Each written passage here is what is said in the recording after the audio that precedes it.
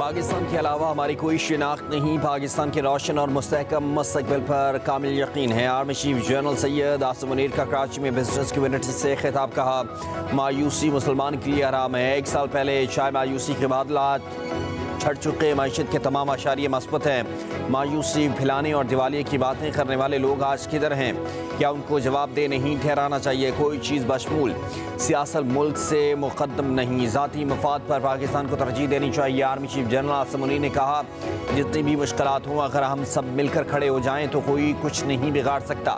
غیر قانونی کاروبار کرنے والے ہی دہشت گردی کی پشت پناہی کرتے ہیں۔ آرمی چیف نے بزنس کمیونٹی سے کہا آپ اپنا پیسہ پاکستان لائیں، عوام بھی کمائے اور ملک بھی ترقی کرے۔ صرف پاکستانی ہی بیل آؤٹ کے ذریعے معاشی استحکام لا سکتے ہیں۔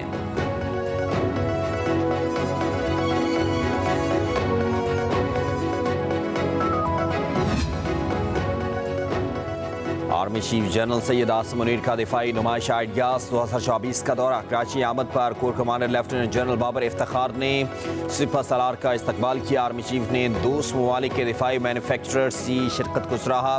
اس پر کے مطابق آرمی چیف نے تقریب میں موجود غیر ملکی فوجی حکام اور دفاعی مندوبین کے ساتھ بات چیت بھی کی۔ دفاعی نمائش میں 333 بین الاقوامی اور 224 مقامی کمپنیوں نے حصہ لیا۔ نمائش 22 نومبر تک جاری رہے گی۔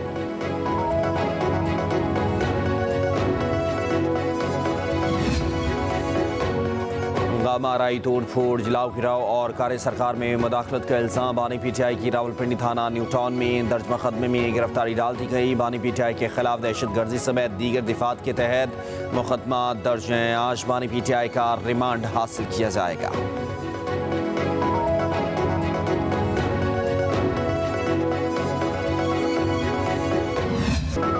توشہ خانہ 2 کیس میں بانی پی ٹی آئی کی ضمانت منظور کر لی گئی۔ اسلام آباد ہائی کورٹ کا بانی پی ٹی آئی کو رہا کرنے کا حکم۔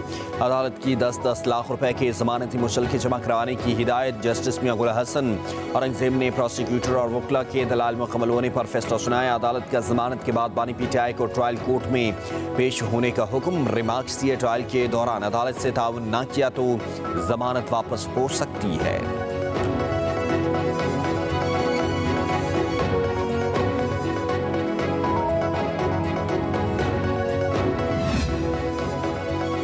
پچھلی حکومت توشہ خانہ کی تفصیلات نہیں بتاتی تھی، ہم پوچھتے تھے تو توشہ خانہ کی تفصیلات چھپائی جاتی تھیں۔ توشہ خانہ 2 کیس میں جسٹس میاں گل حسن اورنگزیب کے ریمارکس، کہا ہائی کورٹ میں سابق حکومت کا موقف تھا تو توشہ خانہ کا کسی کو پتہ نہیں ہونا چاہیے۔ ایف آئی اے پروسیکیوٹر نے کہا کہ عدالت جو بھی فیصلہ کرے لیکن میڈیا میں پہلے سے ہے کہ ضمانت ہو جائے گی۔ جسٹس میاں گل حسن اورنگزیب نے ریمارکس دیے کہ کیا میں صحافیوں کو گمراہ کمرہ عدالت سے نکال دوں؟ اگر میڈیا یا سنسنی نہیں پھیلائے گا تو ان کا کاروبار کیسے چلے گا؟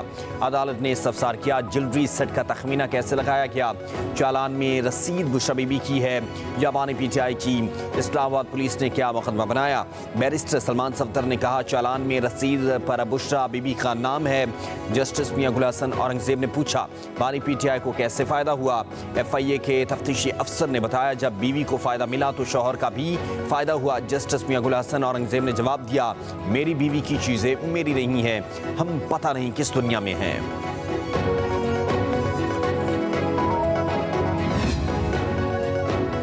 وزیر اعلیٰ کے پی کی اڈیالہ جیل میں بانی پی ٹی آئی سے ملاقات۔ 24 نومبر کو احتجاج اور حکومت کے ساتھ مذاکرات پر مشاورت۔ پی ٹی آئی کے حکومتی شخصیات سے پس پردہ رابطے۔ 3 رکنی وفد کی اسپیکر قومی اسمبلی سے ملاقات۔ ایاز صادق سے ثالث کا کردار ادا کرنے کی درخواست۔ مذاکرات کے لیے اعلیٰ سطح کی پارلیمانی کمیٹی کی بھی تجویز دے دی۔ اسپیکر ایاز صادق نے کہا کہ آپ پہلے اپنی قیادت سے اجازت لے لیں، ہم پارلیمنٹ کے فورم سے بات چیت پر تیار ہیں۔ وزیر اعلیٰ علی یمین گنڈاپور نے بھی پارٹی کے سینئر رہنماؤں کو ایپیکس کمیٹی کے فیصلوں سے آگاہ کیا۔ احتجاج اور اسٹیبلشمنٹ سے مذاکرات کے بارے میں بھی اعتماد میں لیا۔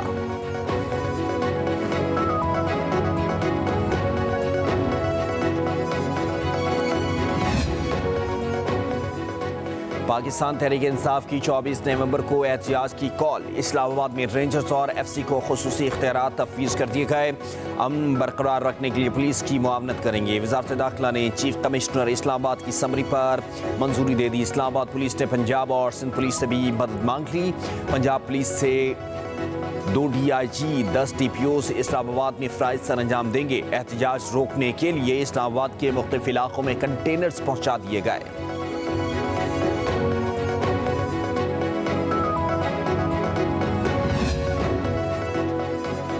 PTI کی حکومت جب سے گئی بانی نے قومی ایشوز پر بات نہیں کی۔ وزیر دفاع خواجہ آصف کی پبلک نیوز کے پروگرام پاکستان فرنٹ میں گفتگو، کہا 9 مئی کوئی سیاسی سرگرمی نہیں بلکہ کھلی بغاوت تھی۔ PTI والے دوبارہ 9 مئی کرنا چاہتے ہیں۔ 80 کی دہائی میں افغانستان کے معاملے میں ہمارے فیصلے بہت عبرتناک رہے، کہا خیبر پختونخوا حکومت دہشت گردی سے نمٹنے کے لیے اپنے آپ کو تیار نہیں کر رہی۔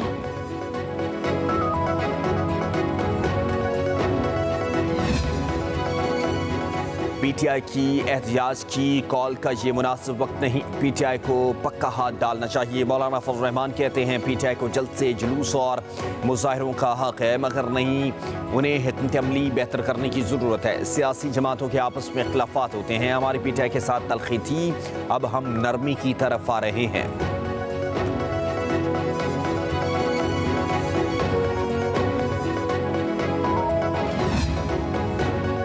شیر افضل مروت نے اپنی ہی صوبائی حکومت کو آڑے ہاتھوں میں لے لیا۔ ایبٹ آباد میں کارکنان سے خطاب کرتے ہوئے کہا ماضی کے غلط فیصلوں پر ڈٹے رہنا جاہلوں کی نشانی ہوتی ہے۔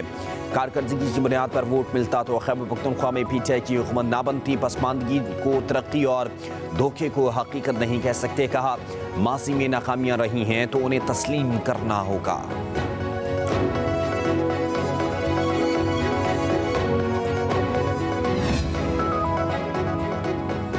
بانی PTI کے خلاف جھوٹے کیسز کی سچائی سامنے آ رہی ہے۔ کسی کیس کے فیصلے کے بعد ججز کو خطوط لکھنے پڑتے ہیں۔ مرکزی سیکرٹری اطلاعات PTI شیخ وقاص کی پریس کانفرنس، کہا 24 نومبر کو احتجاج ضرور ہوگا۔ کارکنان کو گرفتار کیا جا رہا ہے، لوگوں نے خوف کے بت توڑ دیے، کہا بیوی کا اپنے شوہر کی رہائی کے لیے احتجاج کرنا سیاست نہیں ہے۔ اس کا احتجاج زمان پاک اور بنی گالا کی لڑائی ہے، یہ گھر میں بھاوج اور نند کی لڑائی ہے، یہ گھر کا فساد جہاد بنا دیا۔ آپ کو رہا حکومت نے کرنا ہے، آپ کو رہا کسی ادارے نے کرنا ہے۔ یہ کس قسم کا ایٹیٹیوڈ ہے کہ اگر آپ نے مجھے رہا نہ کیا تو گنڈا پور صاحب یلغار کرتے ہوئے، حملہ کرتے ہوئے خیبر پختونخوا سے پنجاب پر حملہ کریں۔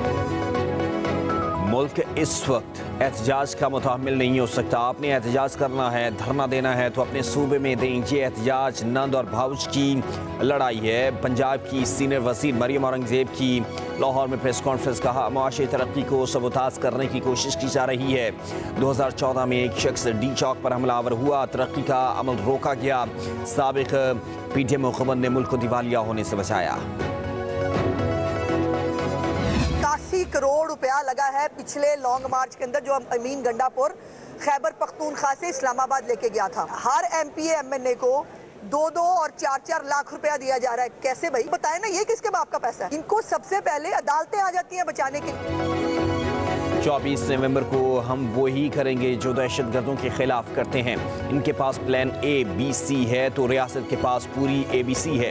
پنجاب کی وزیر اطلاعات اسما بخاری نے کہا کہ علی امین گنڈا پور جو ریلی اسلام آباد لائے اس پر 81 کروڑ روپے لگے۔ MPAs MNAs کو فساد برپا کرنے کے لیے 4 لاکھ روپے دیے جا رہے ہیں۔ دھرنوں اور احتجاج کے لیے پیسہ کہاں سے آ رہا ہے؟ یہ پیسہ عوام پر لگنا چاہیے جو احتجاج پر لگایا جا رہا ہے۔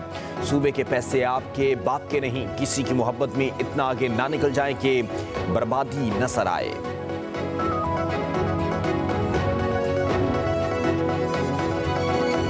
کچھ لوگوں نے، وہ بیمار ذہن لوگوں نے اپنے مفاد کے لیے لوگوں کو وہ غلط چیز ہاتھ میں دے دیے۔ ہمارے ابھی بھی کوشش یہ ہوگی کہ وہ چیزیں لوگوں کے لیے بحال ہوں، بچوں کے لیے بحال ہوں، اور بچوں سے میری گزارش ہوگی کہ آپ نے فوکس کرنا ہے اپنی پڑھائی میں، اپنی تعلیمات میں، اپنی انٹرٹینمنٹ پہ آپ کریں فوکس۔ پروٹیسٹ کرنے کا مقصد قطعاً نہیں ہے کہ میں ریڈیو پاکستان پشاور کی بلڈنگ جلا کے پروٹیسٹ کروں۔ پروٹیسٹ کرنے کا مقصد قطعاً نہیں ہے کہ میں PTV پہ حملہ کر کے پروٹیسٹ کروں۔ پروٹیسٹ کرنے کا مقصد قطعاً نہیں ہے کہ میں پارلیمنٹ پہ حملہ کر کے پروٹیسٹ کروں۔ احتجاج کی آڑ میں اپنے گھروں کو آگ نہ لگائیں. آپ گن پوائنٹ پر حکومتوں کو یرغمال نہیں بنا سکتے. چند لوگ سیاست کو آلودہ کرتے ہیں. طلبہ کو سیاست میں آنا چاہیے. سندھ کے سینئر وزیر شرجیل انعام میمن کی حیدرآباد میں پریس کانفرنس. کہا دنیا نوجوانوں کے آئیڈیاز سے مسائل حل کر رہی ہے. نوجوان نسل کی حوصلہ افزائی ضرورت بن چکی. نوجوان بڑے سائنٹسٹ بنے. ہم انہیں پاکستان کا ایلان مسک بنائیں گے. مزید بولے منشیات کے خلاف حکومت سندھ نے جہاد شروع کر رکھا ہے. یہ جہاد جاری رہے گا. کراچی میں غیر قانونی بس اڈے ختم کر دیے. زمینوں پر قبضے بھی ختم کرا رہے ہیں.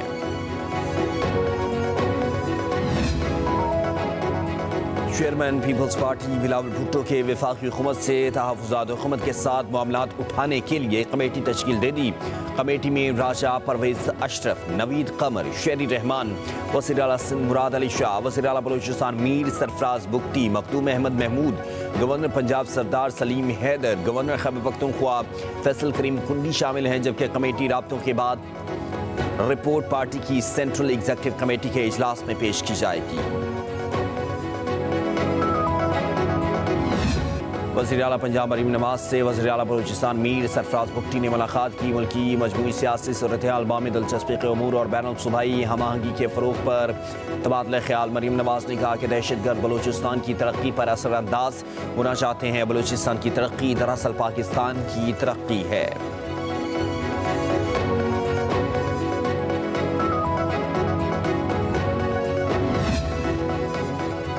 وی پی این کو غیر شرعی یا ناجائز نہیں کہا. جاری کرتا بیان میں ٹائپنگ کی غلطی ہوئی ہے. علامہ راغب نعیمی کی وضاحت. میڈیا سے گفتگو کرتے ہوئے کہا اسلامی نظریاتی کونسل کا کام کرنے کا خاص طریقہ کار ہے. سوشل میڈیا خیالات اور اظہار رائے کا مؤثر ذریعہ ہے. سوشل میڈیا کو فرقہ واریت یا توہین مذہب کے لیے استعمال نہیں کیا جانا چاہیے.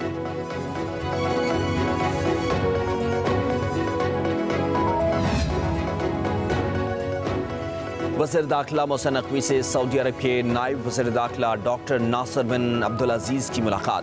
پیراملٹری فورسز اور پولیس کے باہمی تبادلوں اور مشترکہ ٹریننگ کے امور پر تبادلہ خیال. دونوں ممالک کا قیدیوں کے تبادلے کے معاہدے پر عمل درآمد پر اتفاق. محسن نقوی کی اسلام آباد اور ریاض کو جڑواں شہر قرار دینے کی تجویز. کہا سعودی عرب جانے والے بھکاریوں کے خلاف زیرو ٹالرنس پالیسی اپنائی ہے. نائب وزیر داخلہ سعودی عرب نے کہا کہ پاکستان کے ساتھ انتہائی قریبی تعلقات ہیں. مزید فروغ دینا چاہتے ہیں.